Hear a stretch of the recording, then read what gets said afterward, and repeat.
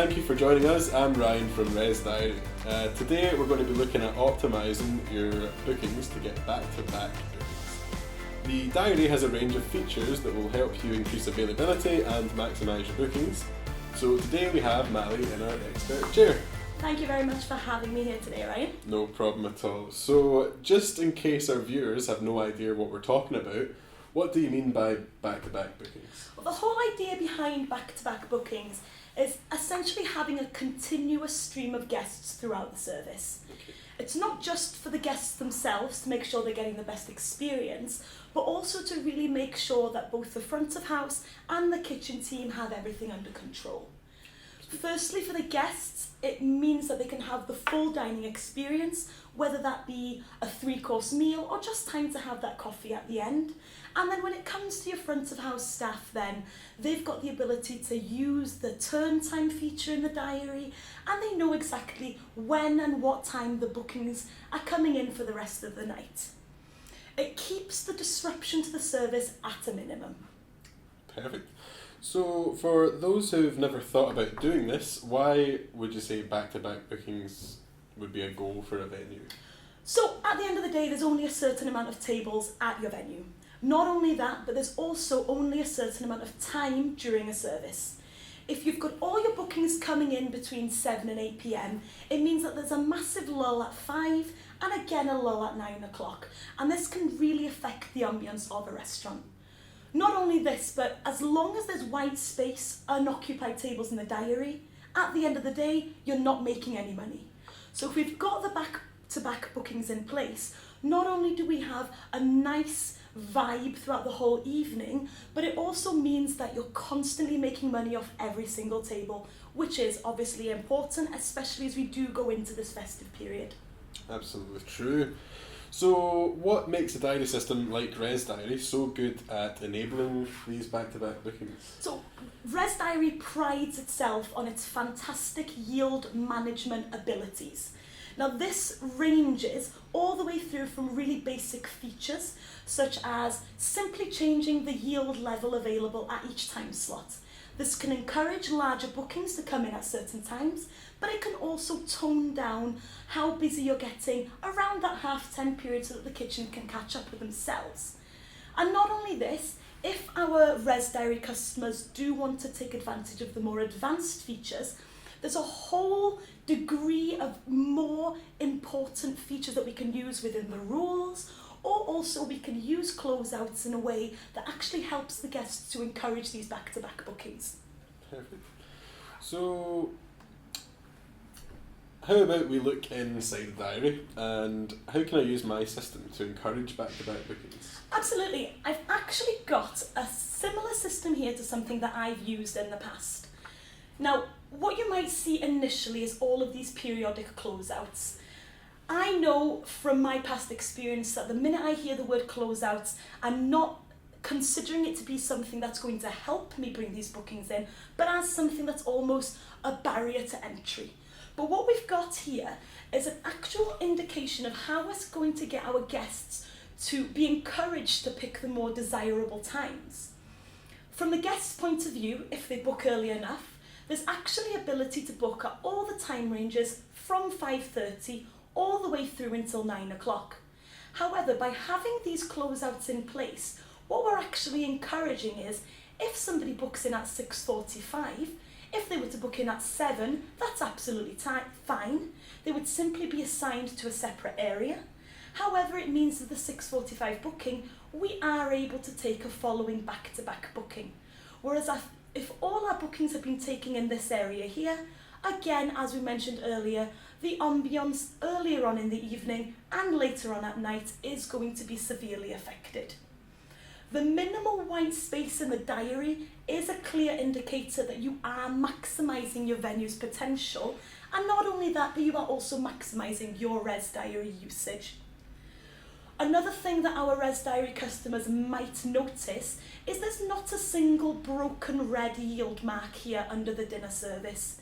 Because of these closeouts encouraging the spread of the bookings, it means that it's controlled not only to prevent the guests having to wait unnecessarily unnecessarily long for their food, but it does also ease that pressure off your waiting staff and off of the kitchen. That is really interesting. However, it almost looks quite extreme. What would you just say the options are, or your recommendations for a venue who wants to try a less structured approach, maybe? Yeah, you're absolutely correct. This was not set up in one day. This actually, the similar experience I mentioned had the same setup, but to start with, what we had was just one section alone with these periodic closeouts. This allowed the rest of the restaurant to have plenty of availability, but when you've got 3 or 4 tables, maybe even they're the most desirable tables in the restaurant, maybe the ones over by the windows, so that guests outside do continuously see that people are sat at those tables. It brings us back to the ambience of the restaurant itself, and at the end of the day, I'm sure our customers would agree, regular comments from the customers requesting certain booths, certain areas of the restaurant itself that they want to sit on, they wouldn't necessarily mind being told, absolutely, you can have your first choice of table, however, you might need to join us half an hour later. If they feel like they're able to have what they'd originally asked for, they're more than willing to then agree to that, to just the time suggestion almost at the venue. See, does setting this up take a lot of work?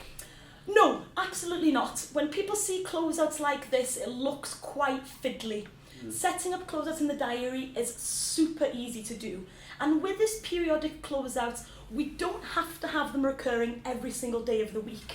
If it's a control level that we would like to have, maybe just for Fridays and Saturday evenings, all we need to do is set it up once within the diary, and it will reoccur then for a certain amount of time that you choose, maybe for the next year, or even if we're more of a seasonal venue, we can actually have this operating just for maybe over the summer months, or a winter months if we're somewhere maybe up in the Highlands where we do get a lot of people coming for winter stays. Amazing. So what information should I have beforehand to make sure I'm not accidentally overbooking or rushing tables off? Absolutely, that's a fantastic question. When you hear back-to-back bookings, definitely from a waiting point of view, what I would be fearless for myself is that if the guests are back-to-back, what's going to happen if the desserts haven't come out yet? When we're setting this up, a really important thing to consider is at what points in the evening I'm breaking my yield and how much time I should really be assigning to certain group sizes. And you can access all this information from the diary. Amazing. So can our ResDiary customers get some help with these changes? Are there any guides, or do they have to call us at headquarters? No, there's plenty of information. Closeouts themselves, there are plenty of how-to guides. We've actually got the YouTube channel where all our live streams, all our support films are uploaded to. The majority of these instructions are up here, but sometimes it is nice to get in touch with someone here at HQ. Again, you're more than welcome to send us through a ticket or even just give us a call at head office, and we're more than happy to guide you through how to do this. Perfect. So what about any other tips and tricks? Do you have anything else for optimising bookings at all? Absolutely. I mean, I will touch back on what I just previously mentioned about making sure that we are assigning the correct amount of time to group sizes. Because for me, even though the turn time does allow you that flexibility, you don't want to be rushing anyone off the tables, because the last thing you want is bad feedback from these back-to-back bookings. And so in order to do that, we've actually able to use the new booking reports, and you can save your filters. So I have actually taken a report here based on the last year of bookings within this diary. And what it breaks it down for me is the days and then the group sizes. And so using this information, I can actually identify between different days of the week how much time the guests are spending. And this information then can be put directly into the diary to ensure that the correct amount of time is assigned to the tables. Now, the services section of the diary for a lot of our customers probably hasn't been touched since the diary itself was set up. with changes in management, or again, even changes in seasons, it's definitely something that I do encourage our customers to go in and change regularly when they notice that maybe parties of 1s and 2s are always being closed off early, and because of that you've lost bookings. So from the time information that I previously found in the report, what I can actually do, let's say we're focusing on the dinner service. It doesn't need to be a one-size-fits-all. If you're a party of 2, you don't always need to be assigned 90 minutes. We can see here that between Mondays and Thursdays, I like parties of 2 to have 90 minutes. However, Fridays and Saturdays, from the report, people are more likely to stay, have an extra bottle of wine, and from the dates that I've been able to pull, and 2 hours is definitely more suitable to that group booking. And it's not even just day specific. We might think that 2 hours is perfect later on in the evening, but for those people coming in between 5 and 6:30, for example, they might simply want to come in and out, and it's a trend that we regularly see, especially if you do offer maybe an early bird dinner, pre-theatre menu, you know that your guests are likely to go. And so from adding this, not only are we able to be specific with the cover numbers, or even be specific on not only a day, but actually a date range. You know, if you're a venue that finds yourself close to a theatre, and you know that on Saturday night is always a show at 7:30, as a result, bookings made between 5 and 6:30 on a specific menu are going to want to be in and out as quick as possible. So you can fix this to a date range, certain days of the week, and then actually certain times of that day. So let's say from 4:30 to 6:30. And this is reflected clearly to the guest throughout the whole process. If they're booking online, they're able to, if you've got your leave time rules turned on, of course, they're able to see immediately that this is the time that they're assigned. And again, in their confirmation emails, but as a member of staff in the venue, if you've got the user access, you do have the ability to assign them a longer duration if you've had a chat on the phone and they say it's a special occasion. Amazing. And before you come off of that screen, what is this funky little option down here? So this here is what we call time flex. It's actually a really interesting feature within the diary that it's not always utilised. This essentially allows you to have some fluidity within your service. So if we're saying that between 4:30 and 6:30, 105 minutes is what we assign. If I was to put in here the percentage, and let's say 50% of the bookings on Saturdays for this cover group and this time, we'll get an alternate time of say 90 minutes. This means that of the 10 bookings I take within this time range, 50% of them will actually receive a reduced time, or again, you could even increase that to 120 minutes. And it allows your diary and your venue to have a little bit more fluidity. Excellent. So I'm sure a lot of our customers may be thinking that their current way of taking and treating reservations is working absolutely fine for them, but many feel a little differently when it comes to large party kind of bookings. So is there a way we can focus on this type of booking alone? Absolutely, definitely.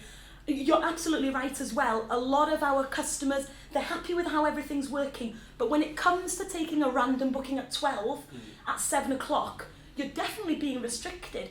You're talking you're having to move 4 or 5 of your tables together, and you are losing that repetitive, you could have had 3 parties of 2 instead of this one large group.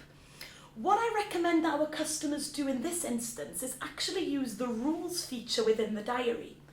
Now what the rules allows you to do, it's fully flexible, fully personalised to your venue.